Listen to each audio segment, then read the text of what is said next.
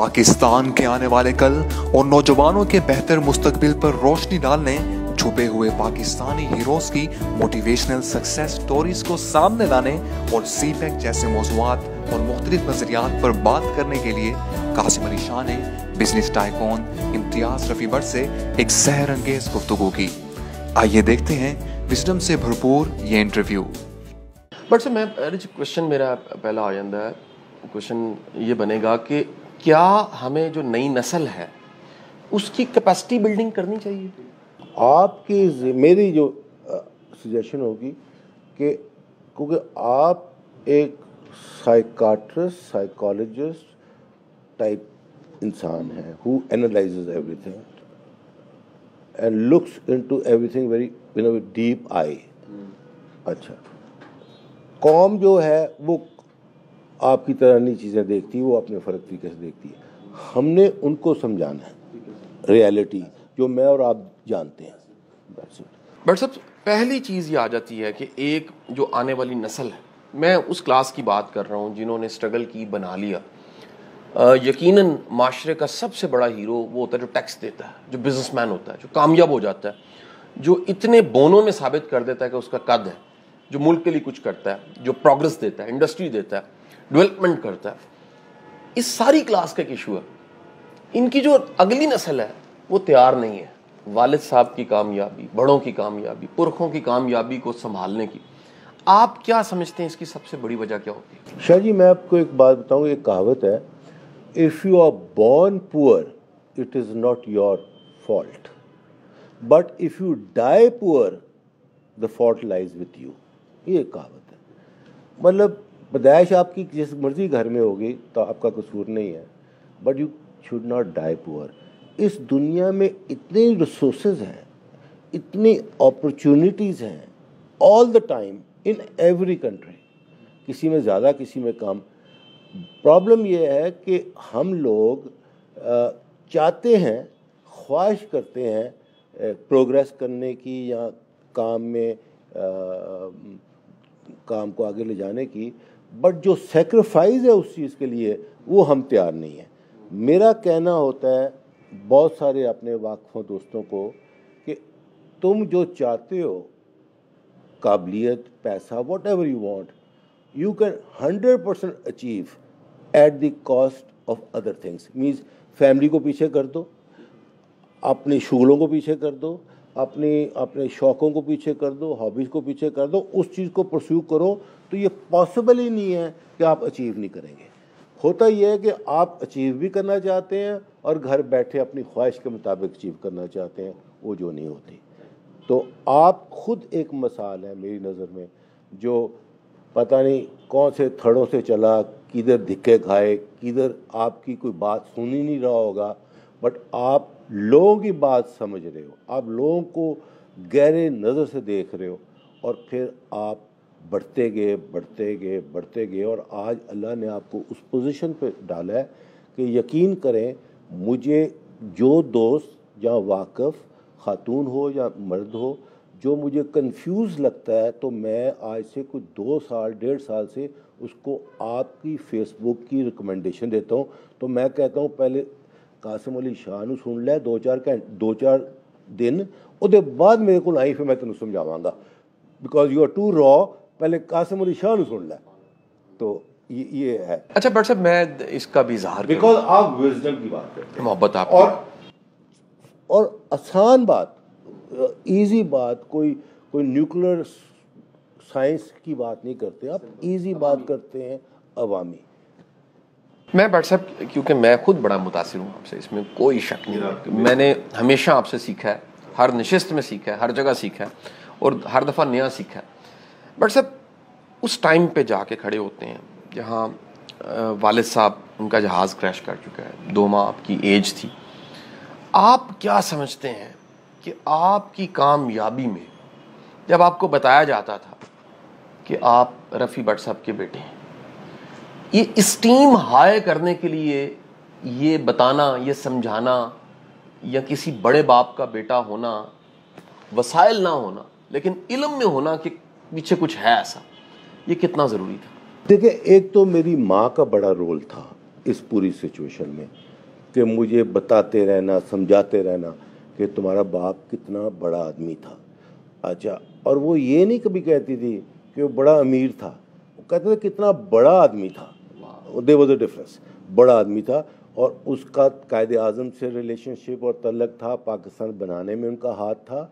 और जितने भी पाकिस्तान के उस वक्त लीडर्स थे, जिस तरह इफ्तिखार ममडूद हो गए, सरार शौकत हो गए, खिजर टवाना हो गया, सारे हो गए, सैयद गुल सहगल हो गए, ये मेरी वालदा बताती थी कि हमारे घर आए होते थे रफ़ी भट्ट को मिलने। वो मुझे समझ नहीं आती थी, मैं तो मिडिल क्लास में रह रहा हूँ, तो इतने बड़े लोग कैसे आते थे। बट मेरी माँ की दुआएं ऑल द टाइम, उसका पैरानोया इतना था कि अगर मैं ज़रा लेट आता था शाम को घर में, तो वो घबरा जाती थी कि मैं गायब तो नहीं हो गया। In this sense because she saw Rafi Bhatt vanishing in thin air, मतलब कराची से आ रहे हैं, ही इज़ डेड। तो वो समझती थी मेरा बेटा भी ना मेरी आंखों से ओझल हो जाए। मुझे हर स्पोर्ट जो थोड़ी सी भी डेंजरस होती थी, लाइक स्विमिंग, लाइक मोटरसाइकिल, जहाँ पहाड़ों पे जाना, वो इतना मना करती। जहाज़ फर्स्ट टाइम मैंने लाहौर से पिंडी गया, मेरी उम्र होगी 23 साल, और छुप के गया, माँ को नहीं बता के गया कि मैं जहाज़ में जा रहा हूँ, बिकॉज बाप मेरा जहाज़ में फौत हुआ था। तो उनका पैरानोया, उनका बताना रफ़ी भट्ट क्या है, और मेरा आगे से उसको कंसीव कर लेना, and wanting to be what my father was, what my mother said, this was the motivating force for me. और उसके लिए मैंने बेपनाह कुर्बानी भी दी, कुर्बानी ऐसे दी कि अगर मैं वारागर्दी करना चाहता था वो छोड़ी, मैंने काम किया। तो मेरा व्यू ये है, मैं आपको बहुत फ्रैंकली और ऑनेस्टली बताता हूँ कि मैं अपने आप को कोई एक्सेप्शनल इंटेलिजेंट या एक्सेप्शनल काम करने वाला एक्सेप्शनल नहीं समझता। मैं एक एवरेज बंदा समझता हूँ अपने आप को, but more serious with life और विथ ऑब्जेक्टिव्स। उसने मुझे गेन करा दिया, मोर सीरियस विथ ऑब्जेक्टिव्स, कि ऑब्जेक्टिव ज़रूर गेन करना है। और आपके बारे भी मैं कमेंट करना चाहूँगा कि आप जो बातें करते हैं, बहुत प्यारी बातें करते हैं, बहुत अच्छी बातें करते हैं, और नई बातें नहीं करते। आप बातें आप वही कर रहे हैं जो आज से 100 साल पहले डेल कार्नेज करता था, जहाँ अपना नेपोलियन हिल करता था, बट उस वक्त के वो फिलोसफर थे। वो आप आज के फिलोसफर हैं और लाहौर के ज़्यादा बेस्ड हैं, बिकॉज एक हर मुल्क का एक अपना तरीका होता है। तो you appeal to Pakistanis a lot because you are one of those Pakistanis. और ना आप, मेरा ख्याल है, ना आपने कोई हार्वर्ड से या ऑक्सफोर्ड से पीएचडी की होगी, मेरा नहीं ख्याल आपने की होगी, ना आपको सिल्वर प्लेट मिली होगी लाइफ में। आपकी बातें सुन के मुझे पता है कि आपने स्ट्रगल की है, बट स्ट्रगल वो कर रहे हैं जो आप इंजॉय कर रहे हैं। So you are not struggling that in that area which you are not enjoying, you are struggling in that area which you are enjoying. और आपका एरिया मोस्ट इंजॉयबल होता है। क्यों?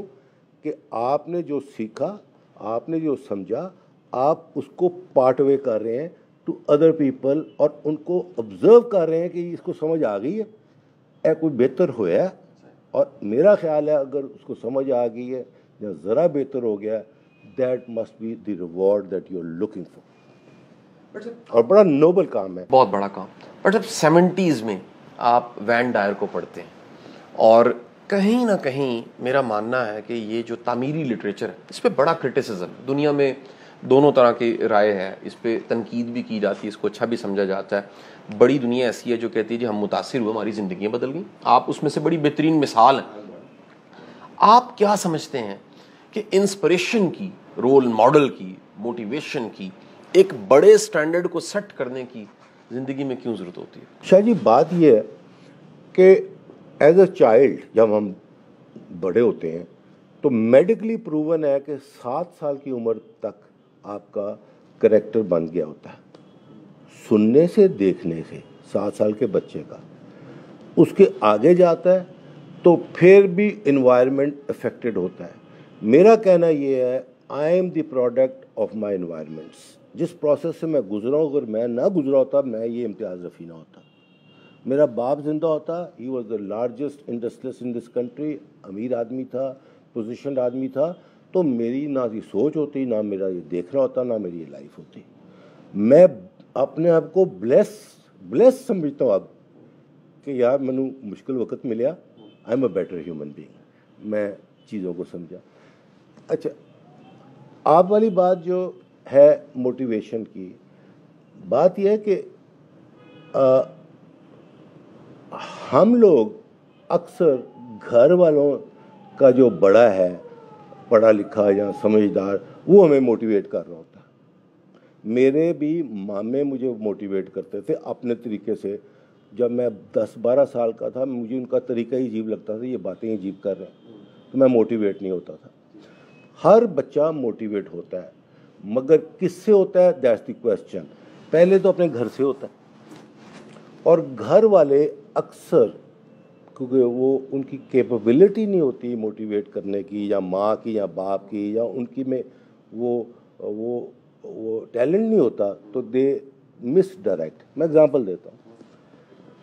90% मैं देखता हूँ कि मेरे दोस्त, रिश्तेदार, वाकिफ अपने बच्चे को कहते हैं, बेटा तू इंजीनियरिंग कर ले फर्स्ट डिवीजन, ਜਾਂ डॉक्टरी कर ले फर्स्ट डिवीजन, ਜਾਂ ए काम कर ले फर्स्ट डिवीजन। उसको टारगेट दे रहे होते हैं एजुकेशन की डिग्री। उसके बाद कहते हैं जब ये मिल जाएगा तो फिर नौकरी कर लें। मेरा व्यू ये है कि वो बाप या माँ ने बच्चे को पहले ही उसका ऑब्जेक्टिव ही छोटा कर दिया कि पढ़ाई बीए करके डिग्री ले ले तो फिर नौकरी ले ले। नौकरी हर दुनिया में, हर मुल्क में लिमिटेड होती है, उसकी सोच भी लिमिटेड होती है जो नौकरी कर रहा होता है, और उसके वसाइल भी लिमिटेड होते हैं। तो मेरे हिसाब से पहले तो वो अपने बच्चे को मिस गाइड कर रहा होता है, उसको समझ नहीं आती, वो अपनी सिक्योरिटी उसको दे रहा होता है। मैंने अपने बच्चों को हमेशा कहा है, अगर मुश्किल वक्त आएगा तो रेडी ला लेना, वो स्टोर बन जाएगा, कितने नौकरी ना करना, because you will get nothing out of it. Degree कौन सी यूनिवर्सिटी से आप ले रहे हो, कौन सी ले रहे हो, इज इररेलेवेंट टू मी। मैं अपने बच्चों को जो कहता हूँ, तुम्हारा exposure is relevant to me, how much you can expose yourself. चौथी चीज़, शादी, as a student I was back bencher, a student who could hardly, बड़ा पास हो जाता था, बड़ी बात थी, मैट्रिक, FA, BA। और जितने मेरे दोस्त थे जो स्टूडेंट्स पहली 1, 2, 3 में आते थे, प्रैक्टिकल लाइफ में मैंने देखा कि वो डिसअपॉइंटेड हो गए। कॉलेज में तो फर्स्ट सेकंड आए, जब प्रैक्टिकल लाइफ में गए तो नौकरी भी छोटी मिली और कुछ कर ना सके। जो मेरी तरह का निकम्मा था पढ़ाई में, उसको चॉइस ही कोई नहीं थी, या गरीब रहे तो निकम्मा रहे, या काम कर जावे, उसके चांसेस होते हैं वो काम कर जाता है और वो सक्सेसफुल हो जाता है। सो मेरा ये कहना है। अच्छा, आने वाली जगह पे मैं पॉइंट आउट करना चाहता हूँ, मैं टेक्नोलॉजी को देख रहा हूँ कि टेक्नोलॉजी इंतहा के प्रोफेशनल्स को रिप्लेस करने लगी है। लाइक लॉयर्स, 90% तो एडवाइस आपको लॉयर्स की ऐप पे मिल जाएगी। डॉक्टर्स 90% आपको वो मिल जाएगी। बेपना ड्राइवरलेस कार्स जो आ रही हैं। सो आने वाले टाइम में मशीनें will be replacing human labour and hard work. Entrepreneur will be the person who will be blessed with money and making money. ये स्टडी है कि एंटरप्रेन्योर मीन्स अ बिजनेसमैन, वो नहीं रिप्लेस होगा। हार्ड लेबर, आज आप देखें कि आज से 50 साल पहले लोग, लेबर जो था गंतियों के साथ खुदाई करता था, आज एक मशीन आती है सारी चीज़ खुदकती है, तो रिप्लेस हो गया ना। सो मैं ये कहूँगा आपके थ्रू कि हमारे बच्चों को एंटरप्रेन्योरल होना चाहिए और उसमें स्कोप होगा, उसमें आपकी विजन भी ब्रॉडर होती है और आसान काम है। थर्ड चीज़ शाह जी, मैं इसको कंटेस्ट करता हूँ कि लोग समझते हैं कि पैसे के साथ बिजनेस होता है, पैसे के साथ पैसा बनता है। आप पूरे पाकिस्तान में देख लें, दुनिया में देख लें, 90% जो लोग बिलियनियर और मिलियनियर होते हैं वो सेल्फ स्टार्ट होते हैं, शुरू जीरो से शुरू होते हैं, बल्कि अमीरों के बेटे नीचे ले आते हैं चीज़ों को, बिकॉज उनमें ना डिज़ायर होता है, ना ख्वाहिश होती है, ना उनकी ज़रूरत होती है टू टेक फर्दर। तो ना पैसा होना does not mean you can't do anything. मैं अमेरिका में एक धेले के बगैर मैंने बिजनेस किया था, तो वो फिर रास्ते बंदा देखता। बट सर पाकिस्तान का फ्यूचर, आने वाला पाकिस्तान, क्योंकि कहीं मैं आपको सुनता हूँ, मैं मुतासिर हूँ आपसे, बड़ी दफ़ा इसका इजहार करता हूँ, आपका शुमार उन लोगों में होता है जो बड़े ऑप्टिमिस्ट हैं, इनका पूरा ईमान है, पूरा यकीन है। मैं अपने को रियलिस्टिक कहता हूँ, ऑप्टिमिस्ट बाद में, रियलिज्म मैं अपने को ज़्यादा समझता, बिलीव आपका पूरा रियलिस्टिकली मैं करता हूँ। पॉलिटिक्स की इंटरप्रिटेशन मैं अपनी ख्वाहिश के मुताबिक कभी नहीं करता, रियलिटी के मुताबिक करता। बहुत आला। ये आपका ये अंदाज़ा, ये यकीन, ये कहना, इसकी बुनियाद क्या है? देखिए शाह जी, बड़ी सिंपल बात है, अगर मैं आपको समझा सकूं। पाकिस्तान जब बना तो उसके बाद हम ब्रिटिश कॉलोनी थे, मेंटली मॉडर्न थे, हमें एक्सपोजर था यूरोप के साथ पाकिस्तानी का, और हम कोई अफ्रीकन कंट्री नहीं थे उस वक़्त, एक मॉडर्न कंट्री थे, कंपैरेटिवली गरीब थे, पैसे नहीं थे, पार्टीशन नहीं थे। अब लोग पाकिस्तान को देखते हैं लाइक एनी नॉर्मल कंट्री, जिस तरह यूरोपियन कंट्री है, फार ईस्ट में मलेशिया ले लें, इंडोनेशिया ले लें, मिडल ईस्ट में अरब कंट्रीज़ ले लें, यूरोप लंदन ले लें, हम लोग पाकिस्तान को उस नज़र से देखते हैं। उस नज़र से देखना ही नहीं चाहिए पाकिस्तान को। That is the first mistake that we do. हर कंट्री, हर इंसान की अपनी यूनिकनेस होती है। पाकिस्तान एक यूनिक कंट्री है because of its location and the situation. ठीक, आप पाकिस्तान को अगर मिलाना है तो 3 मुल्कों से मिलाएं, पाकिस्तान, इजराइल, नॉर्थ कोरिया। तीनों पॉलिटिकली एक तरह के हैं, तीनों न्यूक्लियर कंट्रीज हैं, तीनों सुपर पावर अमेरिका और चाइना के फ्रंटलाइन स्टेट हैं। इजराइल अमेरिका का है, हम भी अमेरिका के थे सोवियत यूनियन तक, और नॉर्थ कोरिया चाइना का फ्रंटलाइन स्टेट है। तीनों की फौजें डोमिनेट करती हैं। तीनों के दुश्मन अपने से बहुत बड़े हैं। हमारा इंडिया 5 टाइम्स, इजराइल का पूरा अरब कंट्री, नॉर्थ कोरिया का ताइवान एंड साउथ कोरिया और सारी वो एरिया, जापान। और तीनों मुल्कों की इकॉनमी जो है पॉलिटिकल है, nothing to do with export. Export की तरह पैसे आ गए बिकॉज आपकी तो मिलिट्री एक्सपेंडिचर इतना ज़्यादा है कि आप एक्सपोर्ट करके निभा ही नहीं सकते।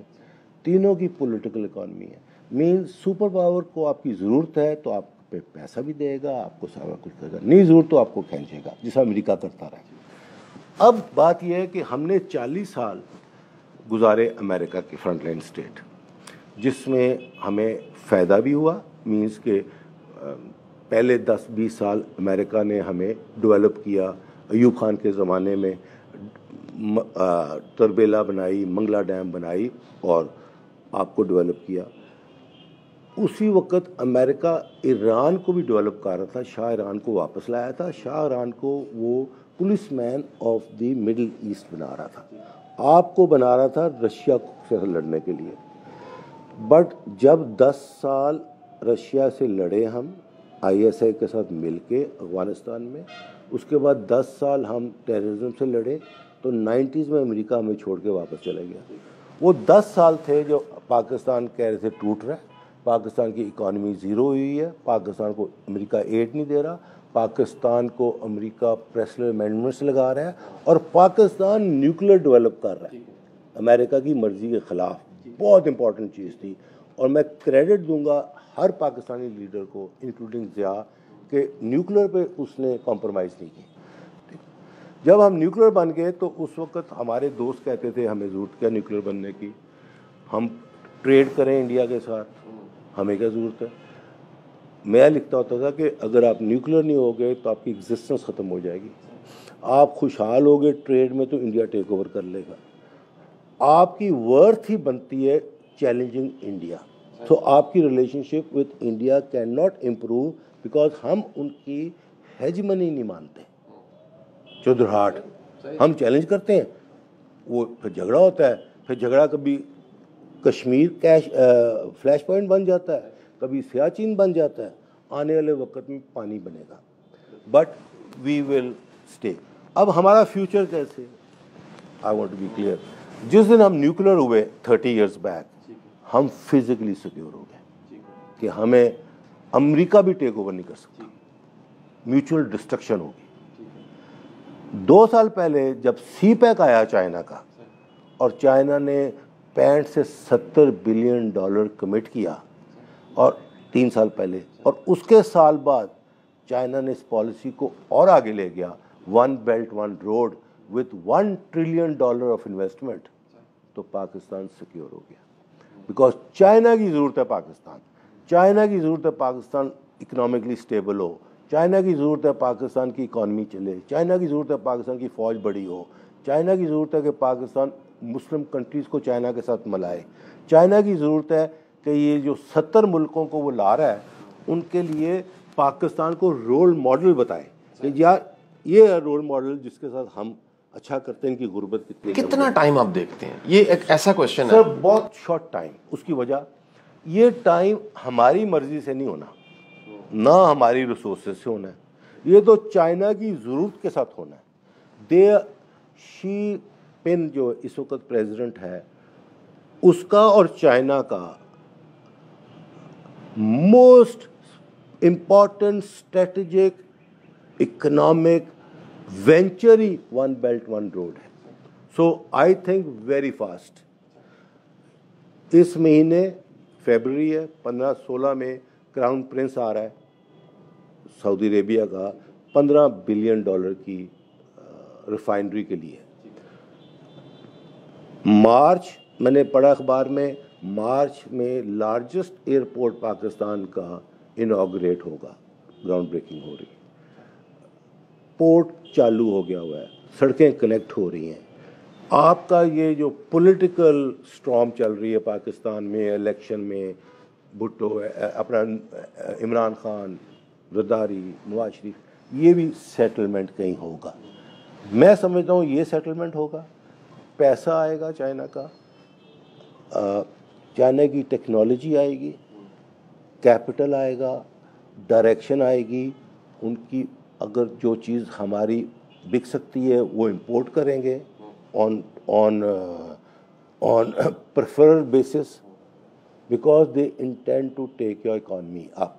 एग्जांपल दे देता हूँ, उन्होंने सीपैक शुरू किया, आपकी बिजली की जो कमी थी वहाँ से शुरू किया, so that you don't have shortage of electricity, और फिर ऐसी चीज़ें।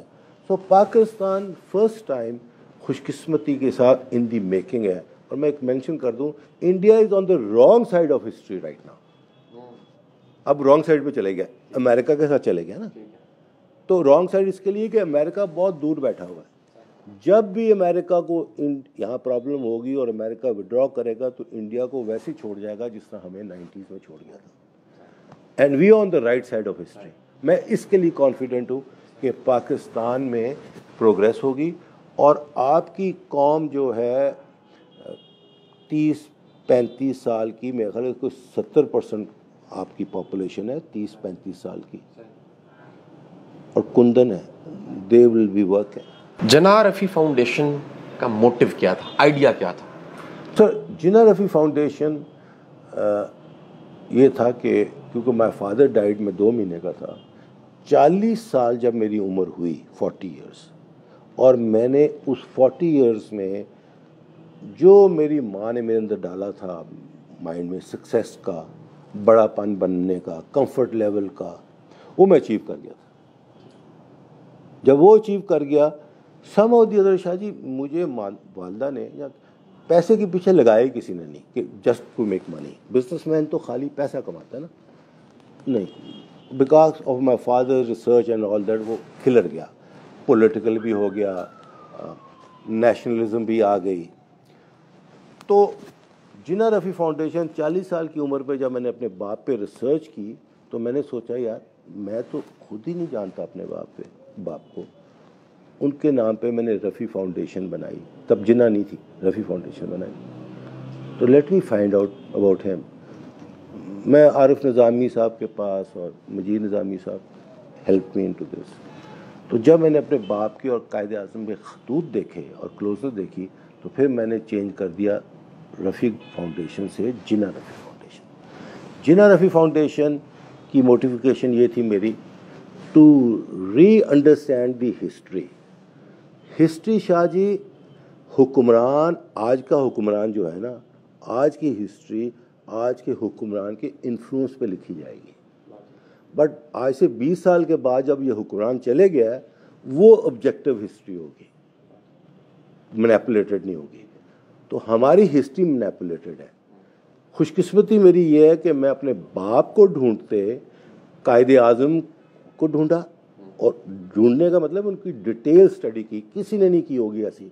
और उसके बाद मैंने पाकिस्तान की सिचुएशन को ढूंढा कि हुआ क्या है पाकिस्तान के साथ, है क्या सिचुएशन, क्यों हम इतने गलत हैं, क्यों हम इतने ख़राब हैं, क्यों हम इतने अबनॉर्मल हैं। तो मुझे फिर रिज़ल्ट ये आया कि हम अबनॉर्मल नहीं हैं, जिस हालात से हम गुजरे हैं, इज़राइल भी वैसा है, नॉर्थ कोरिया भी वैसा है, हम भी वैसे हैं, जिस हालात से हम गुजरे हैं वो हमारे पे इफ़ेक्ट्स हैं। क्योंकि एक सरदार बलूचिस्तान का जिस हालात से वो गुजर रहा है उसकी स्टेट ऑफ माइंड फ़र्क होगी देन लाहौर का कोई बिजनेसमैन, वो सोच ही नहीं सकता। डॉक्टर साहब, आप ये जो यकीन है जिस पाकिस्तान की आपने बात की, और ये यकीन कहीं था, यानी मैं समझता हूँ कि ये यकीन आपके पास जो है ये रफ़ी भट्ट साहब के पास भी था, ये यकीन जिन्ना के पास भी था, ये पूरी उस तहरीक पाकिस्तान में था, बन के रहेगा पाकिस्तान, लेके रहेंगे पाकिस्तान। मैं खुद क्योंकि पाकिस्तान का आशिक हूँ, मैं समझता हूँ कि ये इश्क के बगैर, तड़प के बगैर, जज्बे के बगैर, ख्वाब के बगैर बन नहीं सकता। बट सब छोटी मोटी एम्पायर नहीं बनती, मुल्क बनाना तो बड़ी दूर की बात है। मैं चैलेंज करता हूँ लोगों को, मैं कहता हूँ जी तुसी फैक्ट्री ला के दिखा दो, पाकिस्तान बनाना। आप रफ़ी भट्ट साहब की आंख से पाकिस्तान को कैसा देखते हैं? आप जाएं पीछे। देखें, उन्होंने 2-4 चीज़ें बड़ी खूबसूरत अपने ख़त में लिखी हुई हैं कायदे आज़म मोहम्मद अली जिन्ना को। एक तो वो जब अमेरिका से टोर शोर लेकर आए और बहुत कुछ किया, और वो इंडस्ट्रियल ज़माना था, इंडस्ट्री थी, और रफ़ी भट्ट की लार्जेस्ट इंडिया में सर्जिकल इंडस्ट्री थी, पहला मुसलमान बैंकर था, 27 साल की उम्र पे उसने सेंट्रल एक्सचेंज बैंक बनाया, 1936 में बनाया। तो he was a pure business and political man. फिर न्यूयॉर्क में ऑफिस उस वक्त खोले। तो रफ़ी भट्ट का एक तो कहना था कायद को कि why our great country will can not be like America, means as advanced like America. This is what they thought, because ये पार्टीशन से पहले की बात है। बिकॉज अगर आपको याद हो, जब पार्टीशन हुई तो कायदे आज़म और मोहम्मद अली, ये गांधी इकट्ठे थे, तो किसी ने कायद को पूछा आपका रिलेशनशिप कैसा होगा आफ्टर पाकिस्तान। तो कायद ने कहा लाइक अमेरिका एंड कनाडा, हम हेल्दी रहेंगे। बट पार्टीशन जब हुई तो उसमें कत्लो गारत इतनी ज़्यादा हो गई कि everybody in Punjab was hurt. And number 2, दुनिया 2 हिस्सों में डिवाइड होगी, कैपिटलिज्म, कम्युनिज्म। हम कैपिटलिज्म अमेरिका में चले गए, और फिर पाकिस्तान की जो जोग्राफिकल लोकेशन है, जिसमें पाकिस्तानी लीडरशिप, पाकिस्तानी अवाम का इतना से नहीं रहा हमारे अपने हालात पे, बिकॉज हम कंट्रोल हो रहे थे अमेरिका से, हमारी लीडरशिप भी कंट्रोल हो रही थी अमेरिका से। तो इसके लिए Pakistan became a difficult country. अच्छा, अब मैं पाकिस्तान के बारे अब बहुत पॉजिटिव हूँ on one point main, is China's need and desire for one belt one road and CPEC, और चाइना की ओपनिंग ही यहाँ से होती है। और Shah ji, there has never been a century, जब से दुनिया बनी है, जब वॉर्स ना हुई हो।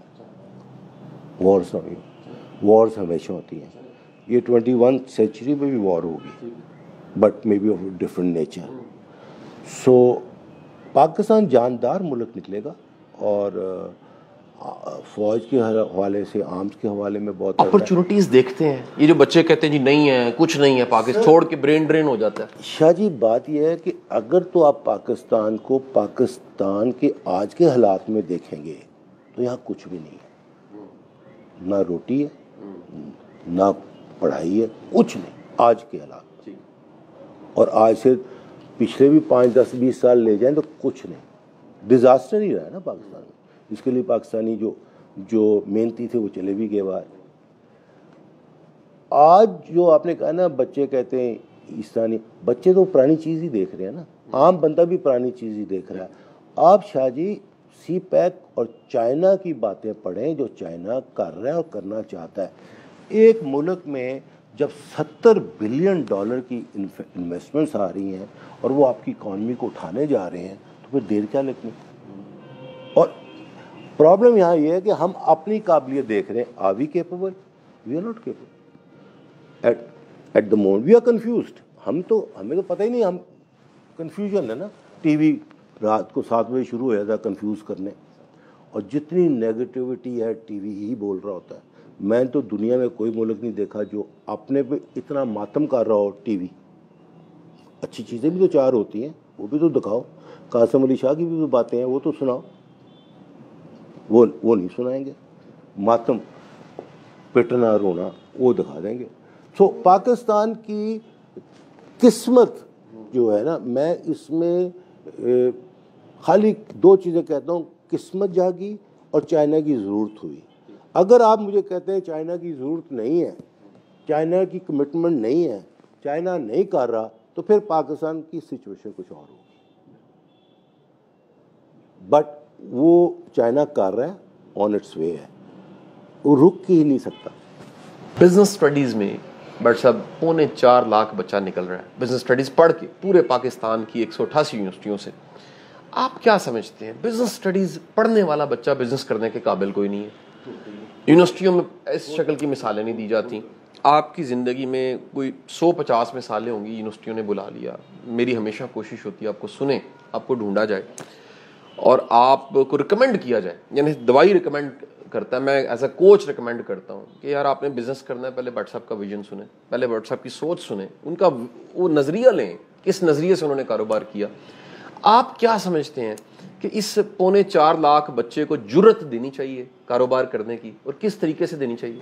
शाह जी, मैं तो अभी आपको पहले कहा है कि अगर फ्यूचर देखें तो फ्यूचर नौकरियों में और ब्लीक है, because robots and things are going to be filling in the gap of human labor. इसमें एक ही सेक्टर बचता है जो प्रॉफिटेबल होता है, वो है बिजनेस वाला। अच्छा, अब बिजनेस, एक और मैं मज़े की बात बताऊं कि 50s में और 60s में लाहौर में बिजनेस वो करता था लड़का घर का जो निकम्मा था, जिसको कुछ नहीं करने को आता था, दुकान पा दो। जरा दूजा कोई डॉक्टर बन गया, कोई इंजीनियर बन गया। 10 साल बाद देखियो निकम्मा जड़ा वो पैसे वाला हो गया, because he is working with money. अच्छा, तो बिल्कुल इनकरेज करना चाहिए शाह जी। दूसरी, आपका एक आप पे थोड़ा सा लाजम बनता है, आप स्टडी करके सारे रईस निकाल लें ना दुनिया के, और उनमें से एवरेज निकाल लें कितने सेल्फ मेड हैं और कितने इनहेरिटेड हैं। और इनहेरिटेड 2-4 ख़ानदान हैं जो लेकर चलते हैं, बाकी ले डूबते हैं, क्योंकि उनका इंटरेस्ट ही नहीं होता। और अब जिन चीज़ों में मेरा इंटरेस्ट था और एफर्ट्स मैंने डाले, कमिटमेंट्स की पॉलिटिकली पाकिस्तान के लिए, सियासत में, मेरे 2 बेटे बड़े काबिल हैं माशाल्लाह, but they don't have that kind of, they have desire but they don't have that kind of spirit to sacrifice. कोई जनाजा होता है, शादी होती है, मैं उनको कहता हूँ 30-30 साल के मेरे साथ चलो यार, मेरे बहुत दोस्तों को मिल लो, तो ज़बरदस्ती कौन तो चल पड़ते हैं, तो नहीं जाते। मैं सोचता हूँ इनको क्या है। अब देयर इज अ डिफरेंस। जब मैं उनकी उम्र था मैं तो हर जगह घुसता था, to know somebody, to meet somebody, to get recognised, to learn from him. उनको घर बैठे बाप मिला हुआ है तो उनको जरूरत ही कोई नहीं। So they will not be that successful in life as I was with those odds, because I had to. ये भी एक चीज़ है। तो Shah ji, every person who is mentally balanced और एवरेज इंटेलिजेंस का बंदा हो, उसकी विल पावर है, अब क्या करना चाहता है, कितना एफर्ट डालता है, आप भी मानते हैं, मैं भी मानता हूँ, वो कर जाएगा। Am I right or wrong? बिल्कुल ठीक। वो कर जाएगा। बट करते वक्त नहीं, वो बच्चा बीमार हो गया तो मैं उधर चले गया, तो बीवी मैंने कहती है कर लेता, वो फिर बट सर 180 बिल्कुल अजीब क्वेश्चन। मैं मतलब इथों कट के कितने सुटन मेरी एक ਤੁਹਾਡੇ ਨਾਲ ਪਿਆਰ ਹੈ ਤੇ ਲਾਡ ਹੈ। ਬਟ ਸਰ ਬੰਦੇ ਦੀ ਕਾਮਯਾਬੀ ਪਿੱਛੇ ਔਰਤ ਦਾ ਕਿੰਨਾ ਹੱਥ ਹੁੰਦਾ? शाह जी गल हैगी है कि बहुत ही ज़्यादा हथ होंगे, बट ਇਹਦਾ मतलब नहीं कि औरत गलत है तो बंदा फेलियर हो गया। बंदा हथ बहुत होंगे, बहुत होता है। बिकॉज अगर if you have a sensible wife, a cooperative wife भी ताड़ी तरह ही सोचे, फिर तो life is paradise and your success will be more. But 90% is the other way around. जो तुसी कर रहे हो कहते वो क्रिटिसाइज करेगी, वो कह की रहा, कर की रहा, झगड़े रफड़ रौले। तो एक सेमिनार था लम्स में, तो वहाँ पे बहुत सारे प्रोफेशनल्स आए हुए थे और दे वर स्पीकिंग। मैं भी इनवाइटेड था, मैं भी गया, मेरी बीवी भी साथ थी। तो सारे स्टेज पे शुरू से मैं या एंड में अपनी बीवी की तारीफ करते थे कि this all my success is because of my wife. तो मैं खड़ा था और 5-6 और कपल्स खड़े थे, मेरी बीवी भी खड़ी थी। तो मेरी बीवी ने मुझे कहा तू भी आए कहना है। मैंने कहा मेरी तो 3 बीवियां सन। तू तो तीसरी है, 3 सन ते किहदे खाते कहाँ? उन्होंने कहा मेरे खाते कहीं। मैं कहा मेरी गल सुन, अगर मैं तिना तुहाडियां गल्लां मानदा ना, मैं रोटी जोगा नहीं होना। I am where I am without listening to your advice.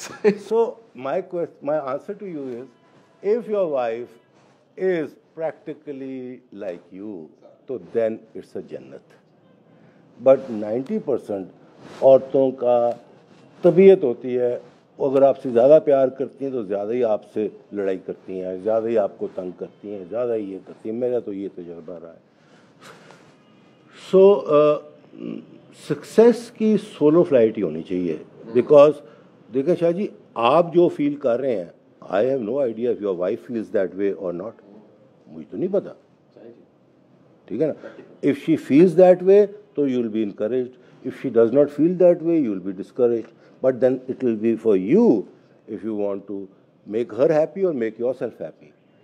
Life में Shah ji, I have always done what I thought I want to do. I have always done a life which I wanted to live, जो मैं afford कर सकूं, जिन हालात में कर सकूं। Parameters मैंने अपने, मेरे अपने हैं। प्रॉब्लम ये है शाह जी, हम लाहौर में बैठे हुए हैं, 50 मील दूर चले जाएं कसूर की तरफ, गुजरांवाले की तरफ, वहाँ के नॉर्म्स कुछ और होंगे, वहाँ के प्रिंसिपल भी कुछ और होंगे, यहाँ के कुछ और हैं, कहीं और शहर चले जाएं कुछ और है। मैं जो प्रिंसिपल्स लेड डाउन है ना सोसाइटी के, मैं उनको नहीं फॉलो करता, मैं नहीं फॉलो करता। मैं उन प्रिंसिपल्स को फॉलो करता हूँ जो मैंने समझा कि ठीक है, लेड डाउन से और मेरी पढ़ाई से और मेरी अपनी पर्सनैलिटी से मैंने वो किया। You are only happy if you can do what you want to do. If you can't do what you want to do, you become unhappy. Shah ji, पैसे को लोग अल्टीमेट समझते हैं। हमारे बहुत दोस्त हैं जिन्होंने पैसे को अल्टीमेट समझा और अपनी प्रोग्रेस, अपनी हर चीज़ उन्होंने वैल्यू की है। मैं कमाया कितना या कितना वधिया। मैं पैसे को a mean for other things समझता हूँ, ज़रिया फॉर अदर थिंग। एक दूसरा, मैं पैसे को समझता हूँ, अल्लाह मुझे पैसे दे कि मैं पैसे की वजह से आज़ाद हो जाऊँ। औलाद को कोई देना वो दे दो, बीवी को देना वो दे दो, आज़ाद हो जाऊँ। को मैं आज़ाद होऊंगा तो मेरी जान छूटेगी ना, मैं अपनी मर्जी कर सकता हूँ। अदरवाइज तो आप मांगने आ गए, वो मांगने आ गए, मैं उसी चक्कर में पड़ा हूँ। सो बड़ी मज़े की बात बताऊँ, एक मेरा दोस्त आया कोई महीना पहले मेरे पास, मेरे से कोई 5 साल बड़ा होगा, 75 साल का। तो मैंने कहता है कि भट्ट साहब मैं आया कोई चाय मंगाओ तो आई वॉन्ट सम एडवाइस। मैं क्यों है? कहते मैं आपके बच्चों को देखता हूँ, आप तो बड़े मजाक शजाक शुगल लगा रहता आपके बच्चों के साथ। मेरे बेटों 2 हैं, बड़ा तंग किया हुआ। मैं कहा क्या तंग किया हुआ? हर वेले पैसा मांग दें, हर वेले गड्डी मांग दें, हर वेले चीज़ मांग दें। मेरी तो घर जाते ही लड़ाई हो पैंदी। मैं कहा खान साहब है दोस्तों ताड़ी इस वेले उम्र कितनी है? कहता 75। मैं कहा ताड़ी एसेट्स और कैश की वैल्यू कितनी होगी? कहता 8-10 बिलियन तो होगी। मैं कहा उम्र ताड़ी कितनी रहेगी? 5-7 साल। ठीक है, तो मैं कहा वेच के 1 बिलियन जड़ा ना वो बच्चों को देन लापो आस्ते आस्ते। बिल्कुल ठीक। उन्होंने देन लापो, खुश भी होंगे, प्यो दे रहा, काम भी ला लो, देंदे रहो। बाकी 7 जड़ा बचना वो तो उन्होंने मिलना ही मिलना। जवाब पता ही कहना फिर तुसी तो मेरा खर्चा कराने लगे हो। ताड़ा मतलब हुण मैं देन ला पावां हत्थों। ये डिजीज है, बीमारी है, बीमारी। बट सब आखिरी इस सीरीज का मैं इस बात को ऐड करता जाऊंगा कि ये टू बी कंटिन्यू रहना है। मैं कहीं ना कहीं मतलब नई सब्जेक्ट आती हर दफा नए मजमून के साथ, नई चीज के साथ। बट सब मेरा एक बड़ा फेवरेट टॉपिक है।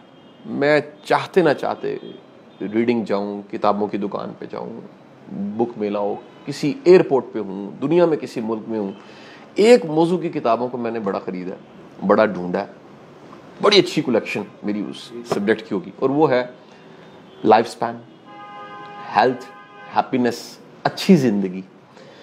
अल्लाह ने आपको कितने डेकेड्स दिए, एक भरपूर जिंदगी सेहत के साथ आपने जी। सीक्रेट बता दे, राज हमें बता दे प्रैक्टिकली। सर नंबर 1 हसरत ना करो and be happy with yourself. Number 2 unhappiness तब होती है शाह जी, एक बड़ी सिंपल चीज़ है, मैं आपको पॉइंट आउट करना चाहता हूँ। जिस तरह दुनिया है ना, ये ग्रेविटी पे खड़ी है। मैंने ये उठाया, छोड़ा, ये गिर गया, ये ग्रेविटी है। आज दुनिया में ग्रेविटी ख़त्म हो जाए तो ये तो गिरेगा तो नहीं, मैं और आप भी शायद उड़ रहे होंगे, तो वर्ल्ड विल चेंज। अल्लाह ताला ने इंसान एंड लिविंग चीज़ों को, इवन जानवरों को, सेल्फ इंटरेस्ट दिया। पहले self interest. Now there is a difference between self interest and being selfish. Selfish mean मैंने आपका भी हिस्सा ले लिया। सेल्फ इंटरेस्ट है कि मैं मेरा अपना इंटरेस्ट किधर है। आप कहीं भी जाएंगे, कहीं भी आएंगे, कहीं भी बैठे होंगे, जो भी गुफ्तगू हो रही होगी, तो आप एंड में ये ज़रूर देखेंगे अच्छा इस गाली मैं कितने हैं, मेरा है नहीं है। So we all work on self interest. Self interest की वजह से ही हमारी गवर्नमेंट्स हैं वो भी सेल्फ इंटरेस्ट पे चलती हैं, हमारे हर चीज़ सेल्फ इंटरेस्ट पे चलती है। सेल्फ इंटरेस्ट से जब सेल्फिश हो जाते हो तो वो आप एक स्टेप आगे चले जाते हो। तो सेल्फ इंटरेस्ट तक रहो। Try to explore your own self कि what you really want and what you can do. Third Shah ji, giving में बहुत मज़ा है, than taking. Giving you feel good.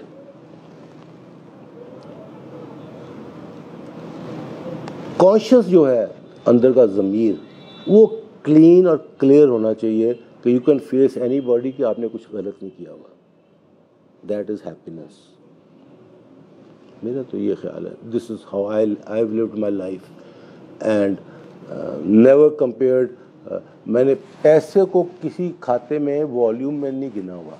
मैं पैसे को इतना देखता हूँ कि यार ये आपके पास कंफर्टेबल है, आप चल रहे हैं तो इट्स ओके।